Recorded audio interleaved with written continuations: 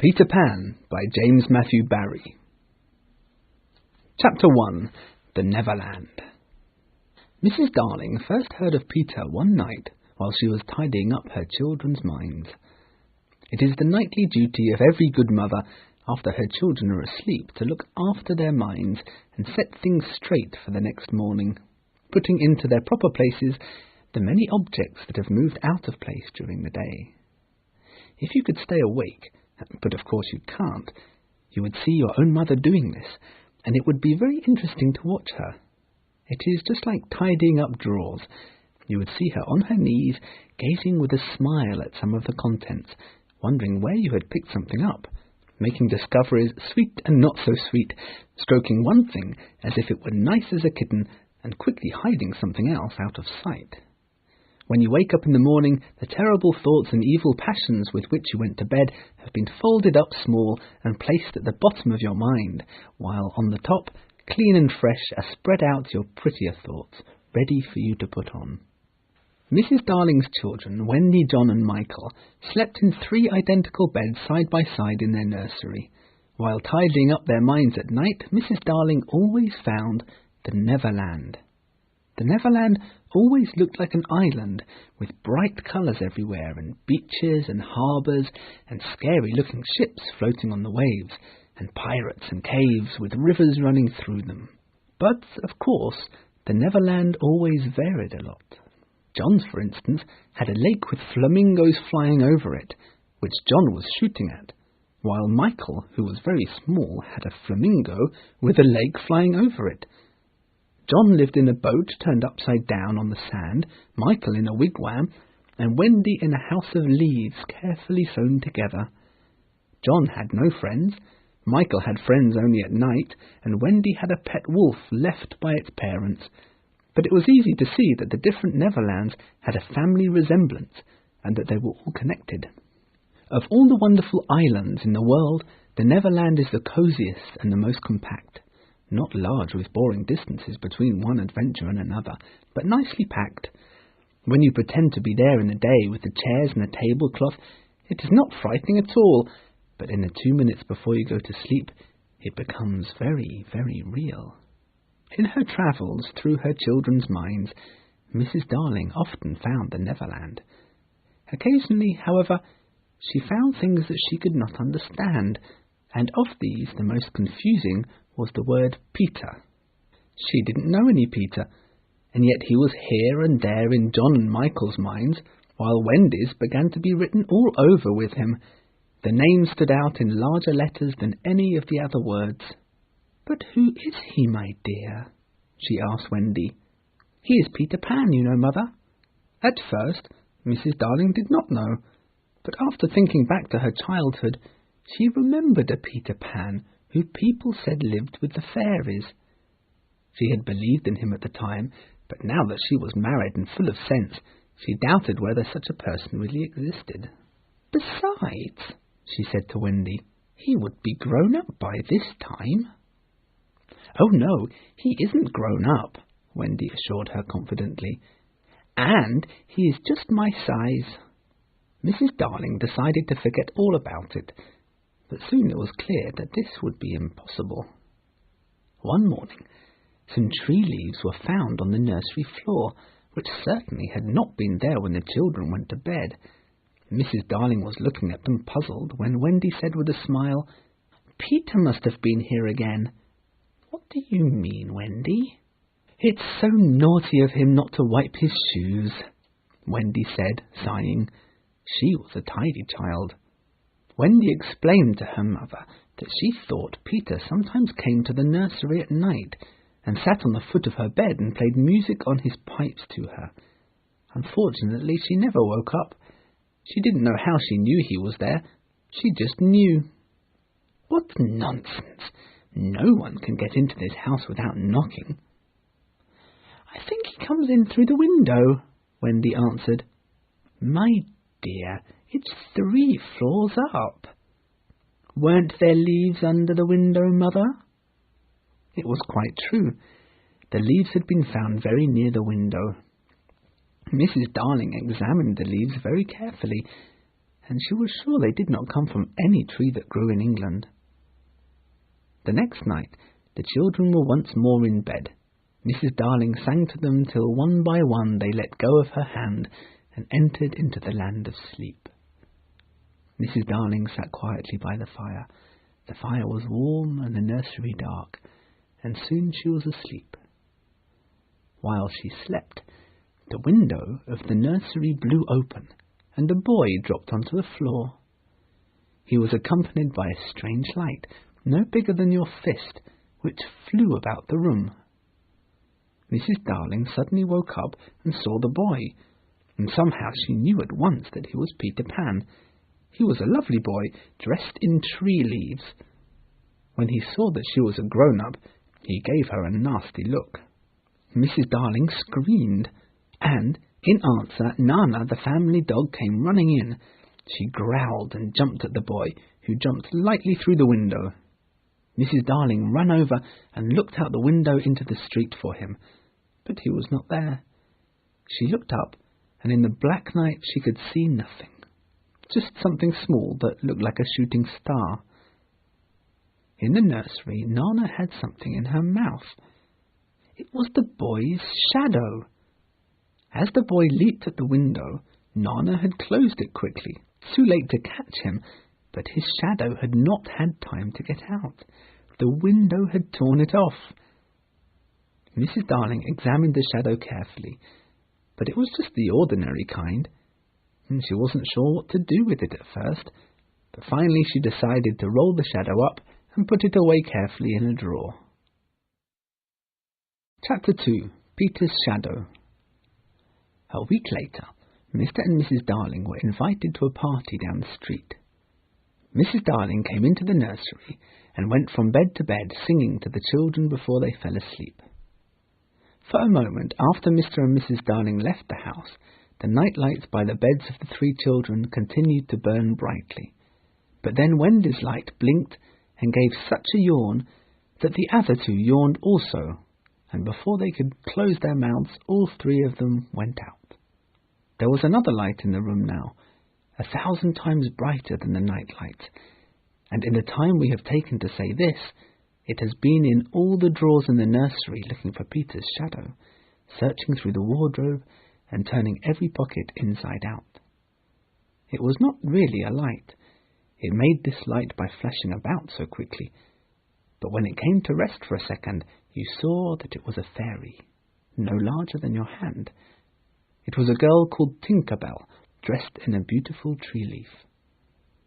A moment after the fairy's entrance, the window was blown open and Peter dropped in. He had carried Tinker Bell part of the way, and his hand was still covered in fairy dust. "Tinker Bell," he called softly, after making sure that the children were asleep. "Tink, tell me, where do you think they put my shadow?" A lovely tinkle, like the sound of golden bells, answered him. It was fairy language. Tinker Bell said that the shadow was in the big box. She meant the chest of drawers, and Peter jumped at the drawers, throwing their contents all over the floor with both hands. In a moment he had found his shadow, and he was so delighted that he didn't realize he had shut Tinker Bell in the drawer. Peter thought that he and his shadow, when brought near each other, would join together like drops of water. When they did not, he was shocked. He tried to stick it on with soap from the bathroom, but that didn't work either. He became very sad and sat on the floor and cried. His sobs woke Wendy, and she sat up in bed. She was not alarmed to see a stranger crying on the nursery floor. She was only pleasantly interested. "Boy," she said politely, "why are you crying?" Peter didn't answer. Instead he asked, "What's your name?"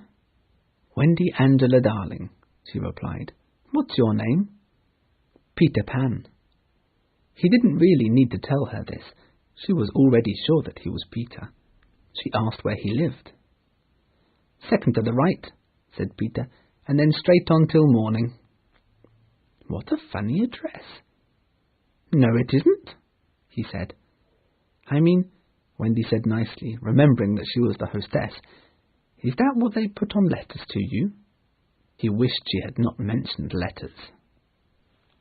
I don't get any letters, he said sadly. But your mother gets letters, doesn't she? I don't have a mother, he said. Not only did he not have a mother, but he certainly didn't want one. Wendy, however, felt at once that this was very tragic. "Oh, Peter, no wonder you were crying," she said. "I wasn't crying about mothers," he said rather angrily. "I was crying because I can't get my shadow to stick on. Besides, I wasn't crying." "Has it come off?" Then Wendy saw the shadow on the floor and felt sorry for Peter. "How awful," she said. But she smiled when she saw that the boy had been trying to stick it on with soap, just like a boy. Fortunately, she knew at once what to do. "It must be sewn on," she said. "What's sewn?" he asked. "You're terribly ignorant." "No, I'm not. I shall sew it on for you," she said, and she got out her needle and thread, and she sewed the shadow onto Peter's foot. "It might hurt a little," she warned him. "Oh, I won't cry," said Peter, who was acting like he had never cried in his life. And as Wendy sewed on the shadow, Peter did his very best not to cry even one tear, and soon his shadow was behaving properly, though it was a little wrinkled. "Perhaps I should have ironed it," Wendy said, but Peter, like a boy, didn't care how he looked. He was now jumping about, full of joy. "How old are you?" Wendy asked. Peter stopped dancing. "I don't know," he replied nervously, "but I am quite young." He really knew nothing about it. "Wendy," he added, "I ran away the day I was born." Wendy was quite surprised, but interested. "It was because I heard my father and mother," he explained in a quiet voice, "talking about what I was to be when I became a man." "I don't ever want to be a man," he said with passion. "I want to always be a little boy and to have fun. So I ran away to Kensington Gardens and lived a long time among the fairies." Wendy looked at him with admiration, and he thought it was because he had run away. But it was really because he knew the fairies. She began to ask him a lot of questions about fairies, which Peter found rather boring. To Peter, fairies were annoying, always getting in his way and causing trouble. Chapter 3. The Children Fly Away. As Peter told Wendy about fairies, he suddenly realized Tinker Bell was keeping very quiet. "I wonder where she's gone to," he said, getting up, and he called her. Wendy became very excited. "Peter," she cried, "do you mean there is a fairy in this room?" "She was here a minute ago," he said, a little impatiently. "You don't hear her, do you?" And they both listened. "The only sound I hear," said Wendy, "is like a tinkle of bells." "Well, that's Tink, and that's her fairy language." The sound came from the chest of drawers. Peter laughed. "Wendy," he whispered, "I think I shut her in the drawer." He let poor Tinker Bell out of the drawer, and she flew around the nursery, screaming with anger. "You shouldn't say such things," Peter said, "and of course I'm very sorry, but how could I know that you were in the drawer?" "Oh, Peter," Wendy cried, "if only she would stand still and let me see her." "They never stand still," he said. Wendy began to ask him more questions. "Do you still live in Kensington Gardens?" she asked. "Sometimes." "But where do you live mostly now?" "With the Lost Boys." "Who are they?" "They are children who fall out of their prams when the nurse is looking the other way, and if they're not claimed in 7 days, they are sent away to the Neverland. I'm captain of them." "What fun it must be." "Yes," said Peter, "but we are rather lonely. You see, we have no female companionship." "Are there no girls there?" "Oh, no. Girls, you know, are too clever to fall out of their prams." This made Wendy feel very proud. Peter told Wendy that he had come to the nursery window to listen to their stories. "You see, I don't know any stories. None of the Lost Boys knows any stories. How awful, Wendy said. Oh, Wendy, your mother was telling you such a lovely story tonight. Which story was it? Oh, about the prince who couldn't find the lady who wore the glass slipper. Peter, said Wendy excitedly, that was Cinderella, and he found her, and they lived happily ever after. Peter was so happy that he rose from the floor where they had been sitting and rushed to the window. Where are you going? She cried. To tell the other boys. Don't go, Peter, she begged. I know lots of stories. He came back, and there was a greedy look in his eyes now, which should have shocked her, but did not. Oh, the stories I could tell to the boys, she cried, and then Peter took her by the arm and began to pull her towards the window. Let me go, she shouted. Wendy, come with me and tell the other boys. Of course, she was very pleased to be asked, but she said, Oh dear, I can't think of Mummy. Besides, I can't fly. I'll teach you. Oh, how lovely it would be to fly. I'll teach you how to jump on the wind's back, and then away we go. Ooh, she exclaimed. Wendy, instead of sleeping in your silly bed at night, you could be flying about with me and saying funny things to the stars.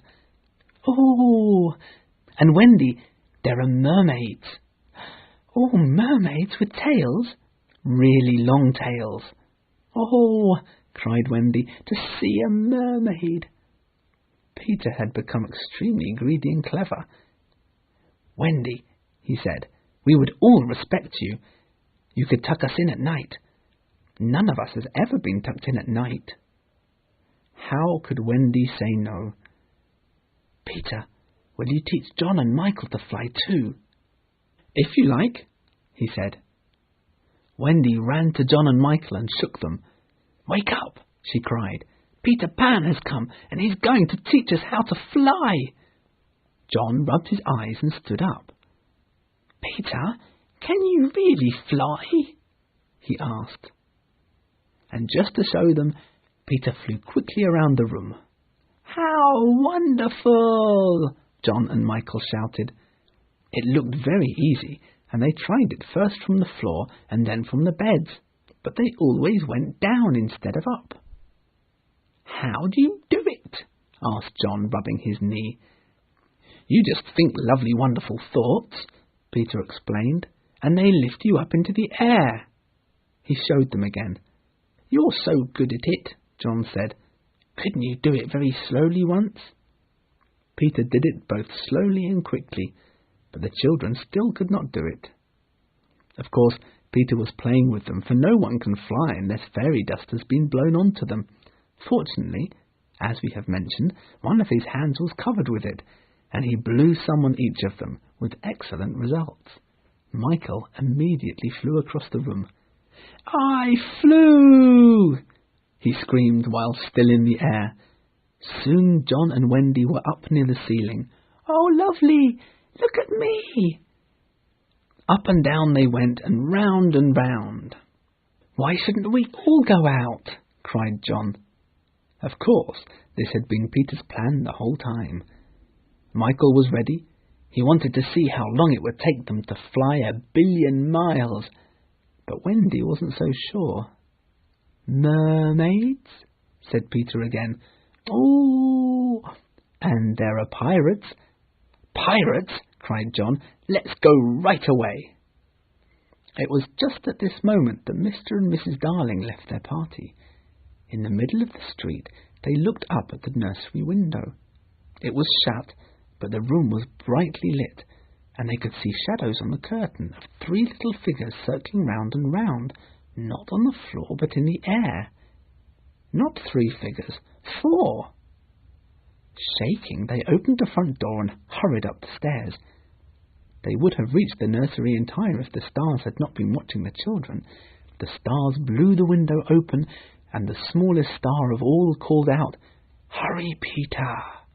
Come, he shouted to the children, and flew out at once into the night, followed by John, Michael and Wendy. Mr. and Mrs. Darling rushed into the nursery too late.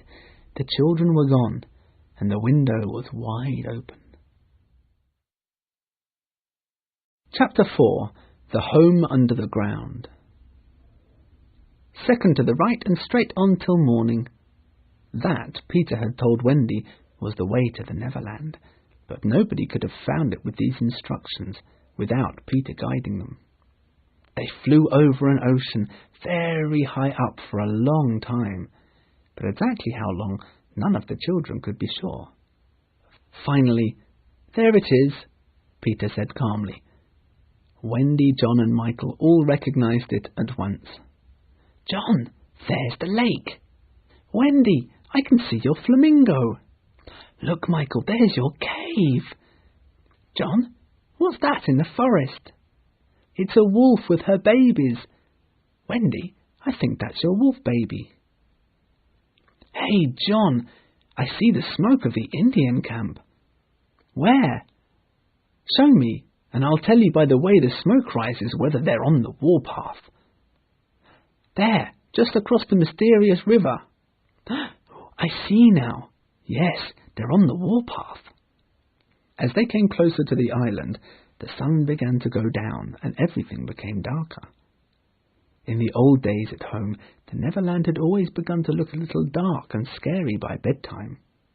Then, unexplored parts appeared in it and spread. Black shadows moved about in them, the roar of wild animals became louder, and above all, you lost the certainty that you would win. You were quite glad that the night lights were on. You even liked Mother to say that this was just a table and the fireplace over here, and that the Neverland was all make-believe. Of course, the Neverland had been make-believe in those days, but it was real now, and there were no night lights, and it was getting darker every moment. And where was Mother? John asked Peter if there were many pirates on the island at the moment, and Peter said that there were more than ever before. "Who is the captain now?" "Hook," answered Peter, and his face became very serious as he said that hated word. Michael began to cry, and even John could barely speak, for they knew Hook's reputation. "He's the worst of them all," John whispered. "That's right," said Peter. "What's he like?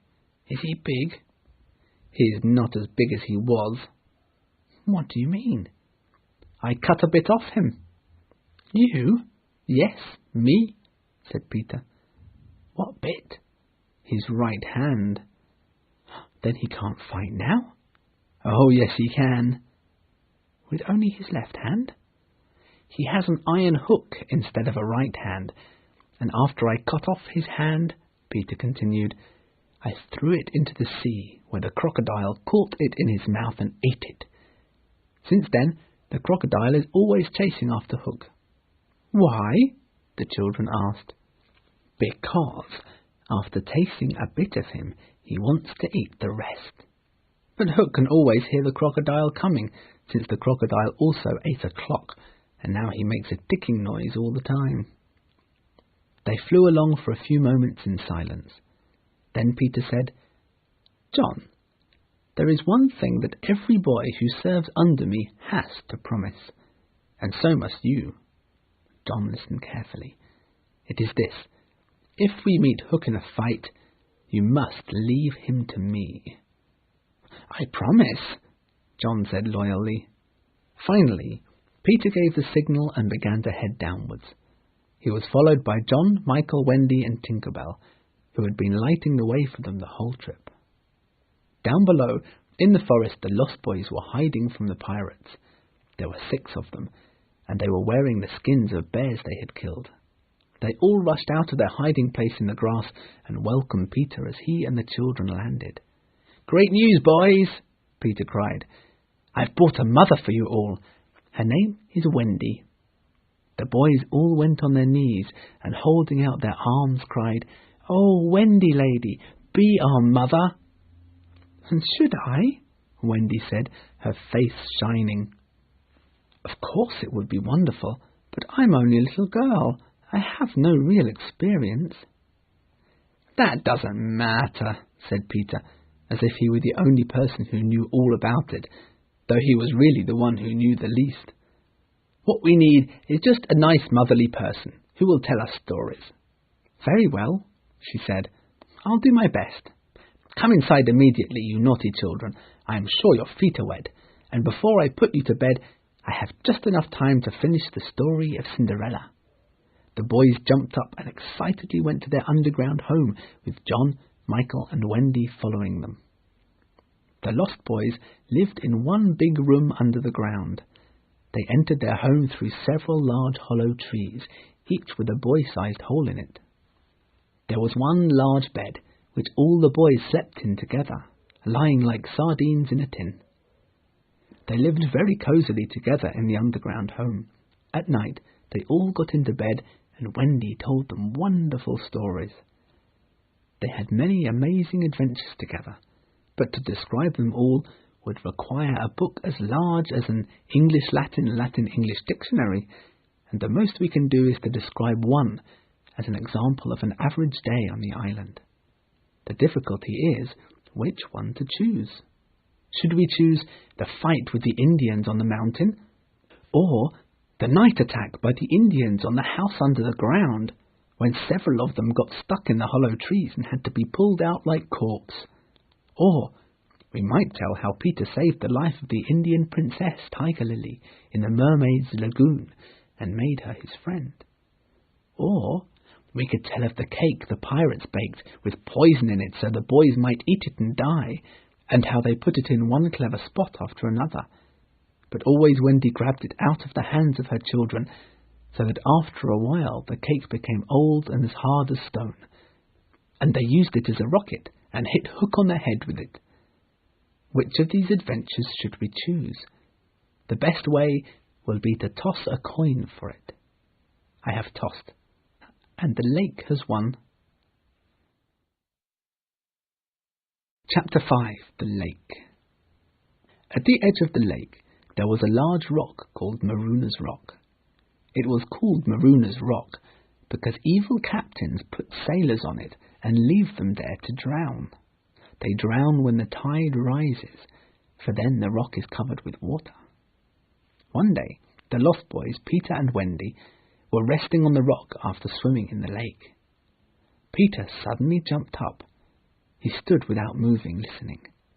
He heard a boat coming through the water. "Pirates!" he cried. "Dive!" They dove into the water to hide. The boat came nearer. There were 3 figures in it, 2 pirates named Smee and Starkey, and Tiger Lily, the Indian princess. Her hands and ankles were tied. "Here's the rock," cried Smee. "Now we have to put the Indian onto it and leave her there to drown." Quite near the rock, 2 heads were going up and down in the water, Peter's and Wendy's. Wendy was crying, for it was the first tragedy she had ever seen. Peter had seen many tragedies, but he felt less sorry than Wendy for Tiger Lily. It was the fact that there were 2 against 1 that made him angry, and he decided to save her. An easy way would have been to wait until the pirates had gone, but Peter never chose the easy way. Peter was able to do almost everything, and now he imitated the voice of Hook. "Ahoy there!" he called. It was an excellent imitation. "The captain," said the pirates, staring at each other in surprise. "He must be swimming out to us," Starkey said. "We are putting the Indian on the rock," Smee shouted. "Set her free," came the surprising answer. "Free?" "Yes, cut her ropes and let her go." "But, Captain—" "At once, do you hear?" cried Peter, "or I'll stab my hook into you." "This is strange," Smee said. "We'd better do what the captain orders," said Starkey nervously. "Aye, aye," Smee said, and he cut Tiger Lily's ropes. At once, like a fish, she slid between his legs into the water. Of course, Wendy was very impressed by Peter's cleverness, But a moment later her happiness was replaced by shock when "Ahoy there!" rang over the lake in Hook's voice, and this time it was not Peter who had spoken. Peter's face showed great surprise. Now Wendy understood. The real Hook was also in the water. In the light of the pirate's lantern, Wendy saw his hook grip the boat's side, and she saw his evil face as he rose from the water. Shaking with fear, she wanted to swim away, but Peter refused to move. He was very excited. When Hook reached them, he sat down with his head resting on his hook in a position of deep sadness. "Captain, is all well?" they asked timidly. He answered with a moan. "What's wrong, Captain?" Hook sighed. Those boys have found a mother," he said. Though still frightened, Wendy felt proud when she heard this. "Oh, evil day!" cried Starkey. "Captain," said Smee, "couldn't we kidnap these boys' mother and make her our own mother?" "That's an excellent idea," cried Hook, and at once it began to take shape in his clever mind. "We will catch the children and carry them to the boat, where we'll make the boys walk the plank, and Wendy will be our mother." "Never!" Wendy cried. "What was that?" But they could see nothing. They thought it was a leaf in the wind. "Do you agree, my friends?" asked Hook. The pirates promised to help him in his plan. By this time they were on the rock, and suddenly Hook remembered Tiger Lily. "Where is the Indian?" he demanded. "It's all right, Captain," Smee answered. "We let her go." "Let her go?" cried Hook. "It was your own orders," the pirates answered. Hook's face turned black with anger, but he saw that the two pirates believed their words, and he was surprised. "Boys," he said, shaking a little, "I gave no such order." "That's very strange," Smee said, and they looked around nervously. "Spirit that haunts this dark lake tonight," Hook cried, "do you hear me?" Of course, Peter should have kept quiet, but, of course, he did not. He immediately answered in Hook's voice, "I hear you." Smee and Starkey held each other in fear. "Who are you, stranger? Speak," Hook demanded. "I am James Hook," replied the voice, "captain of the Jolly Roger." "You are not," Hook replied. "Say that again," the voice shouted, "and I'll attack you with my hook." Hook tried a gentler manner. "If you are a Hook," he said, "tell me, who am I?" "A codfish," replied the voice. "Only a codfish." "A codfish?" Hook echoed. "Have we been captained all this time by a codfish?" the pirates asked themselves. Hook decided to try the guessing game. "Hook," he called, "do you have another voice?" Peter could never resist a game, and he answered happily in his own voice, "I do." "And another name?" "Aye, aye." "Vegetable?" asked Hook. "Nope." "Mineral?" "Nope." "Animal?" "Yes." "Man?" "No." This answer rang out angrily. "Boy?" "Yes." "Ordinary boy?" "No." "Wonderful boy?" "Yes." Hook was completely confused. "You ask him some questions," he said to the others. Smee thought for a while. "I can't think of a thing," he said, embarrassed. Can't guess," Peter shouted happily. "Do you give up?" Of course, because of his pride, he was carrying the game too far, and the evil pirates saw their chance. Yes, yes, they answered. Well then, he cried, I am Peter Pan! Pan! No, we have him, Hook shouted. Into the water! Take him dead or alive! At the same time came the joyful voice of Peter. Are you ready, boys? Aye, aye, came from various parts of the lake. Then let's go! The fight was short.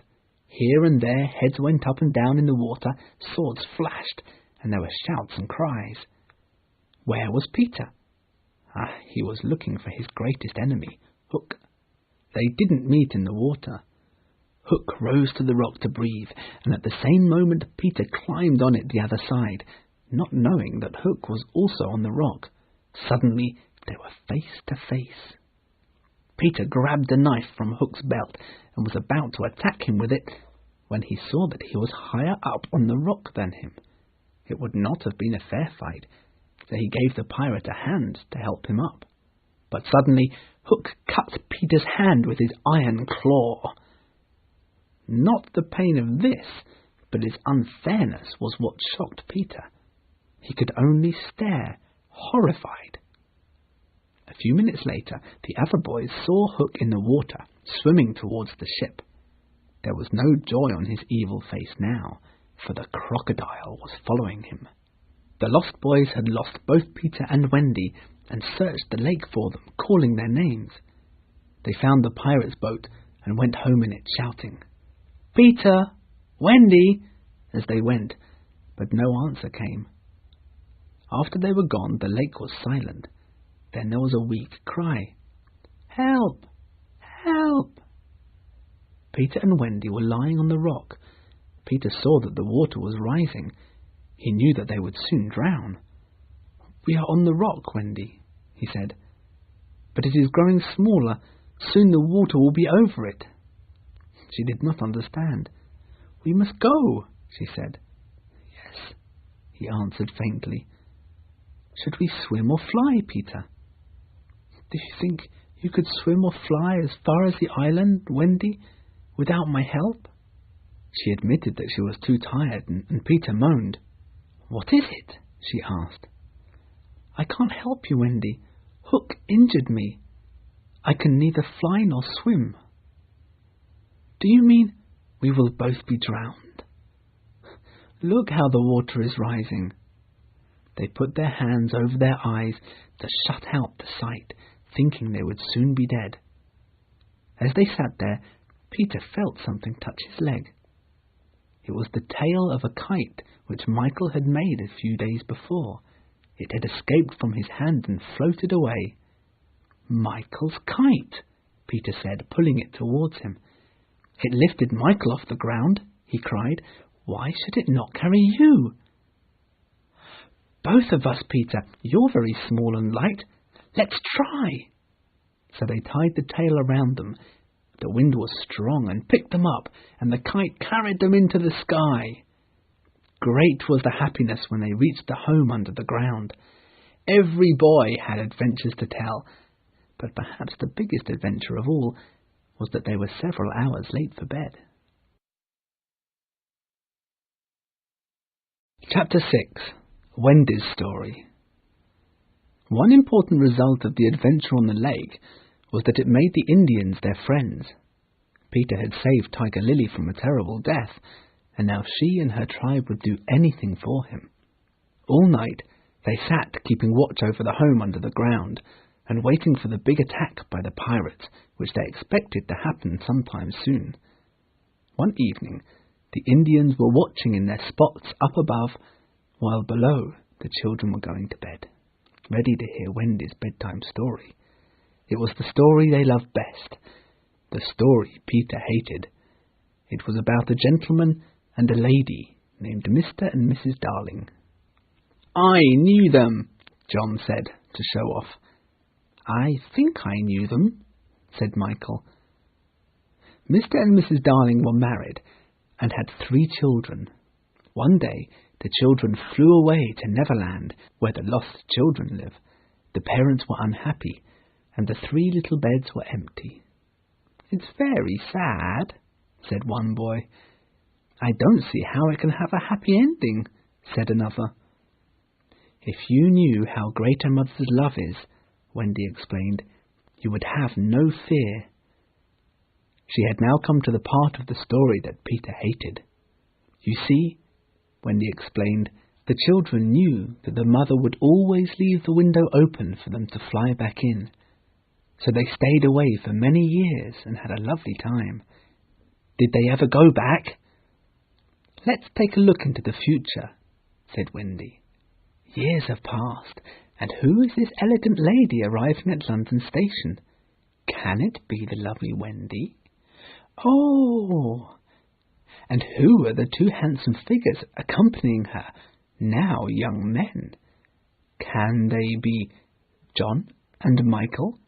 They are. Oh! See, dear brothers," says Wendy, pointing upwards, "there is the window still open." So up they flew to their mummy and daddy, and everyone was happy forever. But when Wendy finished her story, Peter moaned. "Wendy, you are wrong about mothers," he said. "Long ago I thought like you, that my mother would always keep the window open for me. So I stayed away for a long time, and then flew back, but the window was closed and locked, for my mother had forgotten all about me, and there was another little boy sleeping in my bed." This might not have been true, but it scared them. "Are you sure mothers are like that?" "Yes." So this was the truth about mothers. "Wendy, let's go home," cried John and Michael together. "Yes," she said, hugging them. "Tonight?" asked the lost boys.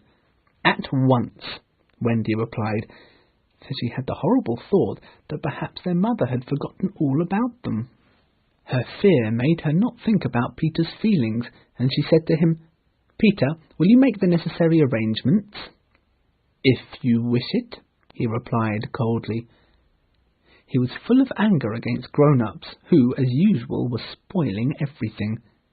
He went out, and when he returned, he said, "Wendy, I have asked the Indians to guide you through the forest, since flying makes you so tired." "Thank you, Peter." "Then," he continued, "Tinker Bell will take you across the sea. Wake her up, boys." The boys were sad, not only because they were going to lose Wendy, but also because they felt that she was going off to something nice, which they had not been invited to. "Dear ones," she said, "if you all come with us, I feel almost sure my father and mother will adopt you." The boys jumped with joy. "Peter, can we go?" they all cried. "All right," Peter replied with an angry smile. The children all rushed to get their things, but Peter didn't move. "Get your things, Peter," Wendy said. "No," he answered, "I'm not going with you, Wendy." "To find your mother," she said. Now, if Peter had ever really had a mother, he no longer missed her. He was happy without one. He had thought a lot about mothers, and remembered only their bad points. No, he told Wendy. Perhaps she would say I was old, and I just want to always be a little boy and have fun. And so Wendy had to tell the others that Peter wasn't coming. "Peter not coming?" They stared at him, their sticks over their backs, and on each stick a bag of clothes. "Now then," cried Peter, "goodbye, Wendy," and he held out his hand politely to her. "Are you ready, Tink?" he called out. "Aye, aye." Tinker Bell flew up the nearest tree, but no one followed her, for right at this moment the pirates made their attack upon the Indians. Above, where all had been so still, the air was suddenly filled with screams and sounds of swords. The children all stared at each other in fear. The pirate attack was a complete surprise. It turned out to be a massacre rather than a fight. Only Tiger Lily and a few of her tribe managed to escape, while the rest died. The night's work was not yet over. For it was not the Indians that Hook had come out to destroy. It was Pan he wanted. Pan and Wendy and their group. But how would he get to the underground home? Down below, the children were all wondering who had won the battle up above. The noises had stopped as suddenly as they had begun. Which side had won? The pirates, listening at the holes in the trees, heard the boys asking this question, and they also heard Peter's answer. "If the Indians have won," he said, "they will beat the drum. It is always their sign of victory." Smee had found the drum. "You will never hear that drum again," he whispered. But to his surprise, Hook signalled to him to beat the drum. Smee beat upon the drum twice. "The drum!" they heard Peter cry. "An Indian victory!" The children cheered, and then repeated their goodbyes to Peter. Silently Hook gave his orders to the pirates, 1 man to each tree, and the others in a line behind them. As each boy emerged from his tree, he was grabbed by a pirate and tossed like a sack of potatoes to the pirate waiting behind him, who then tossed him to Hook. The children were then tied up with ropes. Late that night, Peter lay fast asleep. He was awoken by a soft knocking on the door of his tree. It was Tinker Bell. She flew in, her face red and her dress muddy. She told him immediately about the capture of Wendy and the boys. Peter couldn't believe it. Wendy tied up and on the pirate ship. "I'll rescue her," Peter shouted as he rose from his tree. Chapter 7. The Return Home. On the deck of the pirate ship, the prisoners were in chains so they could not fly away. Wendy was tied to the mast with ropes. "So, my beauty," Hook said to Wendy, "you are going to see your children walk the plank." "Are they going to die?" asked Wendy. "They are," he growled. Hook took a step towards Wendy. He wanted to turn her face so that she would see the boys walking the plank one by one. But he never reached her. He never heard the cry of despair that he hoped to hear from her. Instead, he heard the terrible tick-tick of the crocodile. The sound came nearer. Everyone realized the same thing. The crocodile was about to get on the ship. Hook began to shake. "Hide me!" he cried. The pirates stood around Hook to hide him from the crocodile. The boys rushed to the ship's side to see the crocodile climbing in. But they got a surprise, for it was not the crocodile that was coming to help them. It was Peter. He was ticking like the crocodile. On tiptoe, Peter slipped across the deck and disappeared into the ship's cabin. The ticking stopped. A few of the pirates felt brave enough to turn around and look. "It's gone, Captain," Smee said. Hook listened. There was not a sound. "And now for the plank," he cried, hating the boys more than ever now because they had seen him act so cowardly. "Do you want the whip before you walk the plank?" The boys fell to their knees. "Oh, no!" they cried. "Go get the whip, Jukes," said Hook. "It's in the cabin." The cabin! Peter was in the cabin! The children stared at each other. "Oi, oi," said Jukes, and he went into the cabin. The boys all followed him with their eyes. All of a sudden, a horrible scream came from the captain. "What was that?" cried Hook. Another pirate, Keko, hesitated for a moment and then walked bravely into the cabin. He ran out, his face pale. "What's the matter with Bill Jukes, you coward?" Hook shouted at him.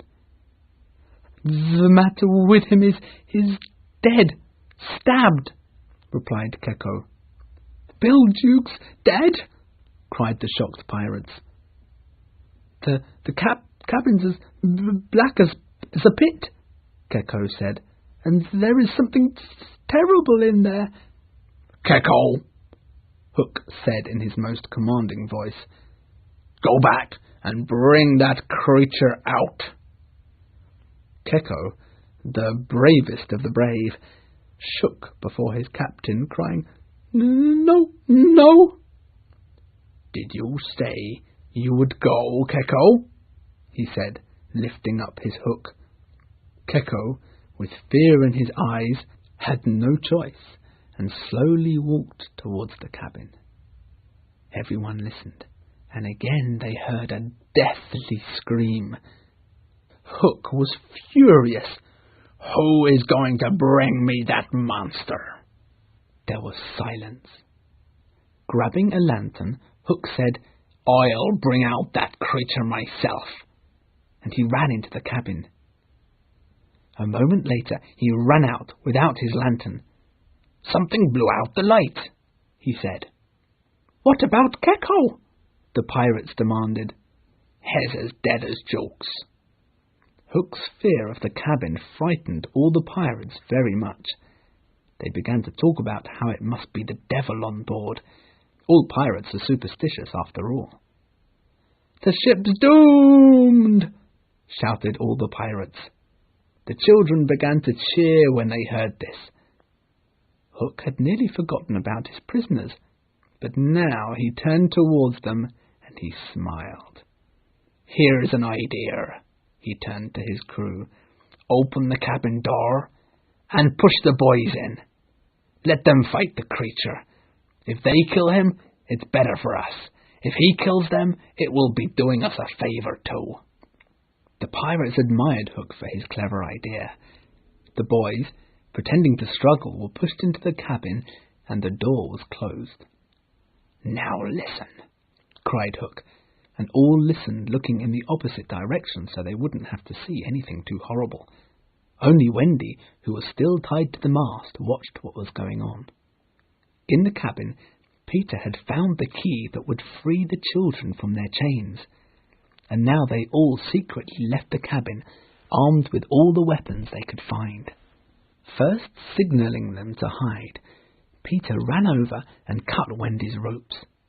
When he freed her, he whispered to her to hide herself with the others, and he took her place by the mast, her cloak around him so that he could pretend to be her. Hearing nothing, the pirates thought that all the boys lay dead in the cabin, and they were panic-stricken. Hook tried to give them courage. "Men," he said, "there's someone on board bringing us bad luck." "Aye," they growled, "a man with a hook." "No, lads, it's the girl. There's never luck on a pirate ship with a woman on board. We'll have better luck when she's gone. Throw her overboard," cried Hook, and they all rushed towards the figure in the cloak. "There's no one who can save you now," the pirates laughed. "There's one," replied the figure. "Who's that?" "Peter Pan," came the answer, and as he spoke, Peter threw off his cloak. Then they all realized who it had been in the cabin. "Now, boys!" Peter's voice rang out, and the boys jumped out and attacked.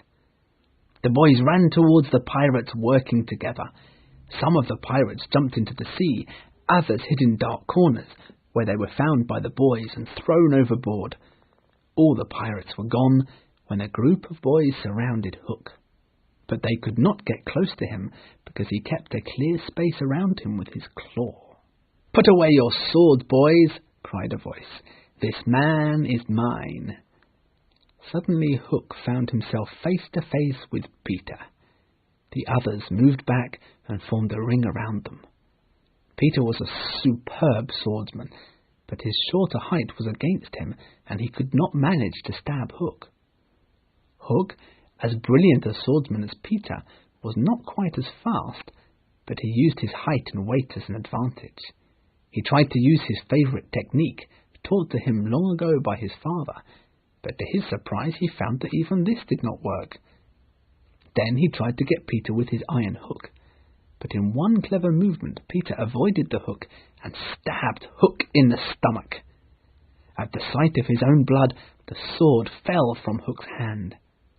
"Now!" cried all the boys, but with a polite gesture Peter invited his enemy to pick up his sword. Hook fought now with every bit of strength he had left, and every attack with the sword would have cut any man or boy in half who stood in its way. But Peter flew around Hook in the air, and again he jumped in and stabbed him. Hook was fighting now without hope. Seeing Peter slowly coming towards him through the air with his sword pointed straight at him, he jumped onto the side of the ship to throw himself into the sea. He did not know that the crocodile was waiting for him, silently in the water. It had stopped ticking a short time before, when its clock had finally stopped. Hook waited until the last moment, when Peter was rushing right at him. Then he jumped into the depths of the sea without looking, and straight into the crocodile's jaws. When the fight was over, Wendy took the boys into Hook's cabin and pointed to his watch, which was hanging on the wall. She said, 1:30, way past your bedtimes, and put them to bed in the pirates' bunks very quickly. They sailed most of the way back home on the pirate's ship. We don't need to tell you who the captain of the ship was. Halfway home, Captain Pan decided that it would save time to fly the rest of the way. After being away from home for so long, did the children deserve to have the window still open and their mother and father waiting for them to return? Of course not. But how else could it have been? Mrs. Darling had had many sad days since the children's departure, sitting by the fire in the nursery. One evening, while she was half asleep by the fire, Wendy, John, and Michael flew into the room and landed on the floor. Look, there are our old beds, and there is Mother asleep by the fire. They went over to their mother and put their arms around her, and when she awoke to find her children home, she shouted for Mr. Darling, and he came running in to share their happiness. There could not have been a lovelier sight, but there was nobody there to see it, except a strange boy who was staring in through the window. He had many joys that other children can never know, but he was looking through the window at the one joy which he could never have.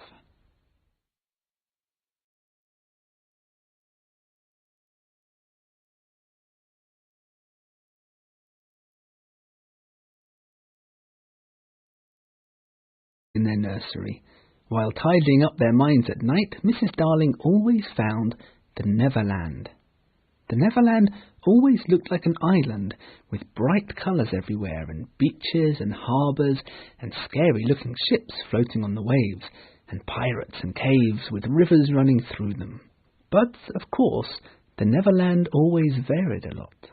John's, for instance, had a lake with flamingos flying over it, which John was shooting at, while Michael, who was very small, had a flamingo with a lake flying over it. John lived in a boat turned upside down on the sand, Michael in a wigwam, and Wendy in a house of leaves carefully sewn together.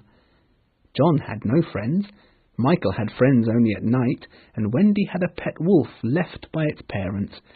But it was easy to see that the different Neverlands had a family resemblance, and that they were all connected. Of all the wonderful islands in the world, the Neverland is the cosiest and the most compact. Not large with boring distances between one adventure and another, but nicely packed. When you pretend to be there in the day with the chairs and the tablecloth, it is not frightening at all, but in the 2 minutes before you... Peter Pan by James Matthew Barrie. Chapter 1. The Neverland. Mrs. Darling first heard of Peter one night while she was tidying up her children's minds.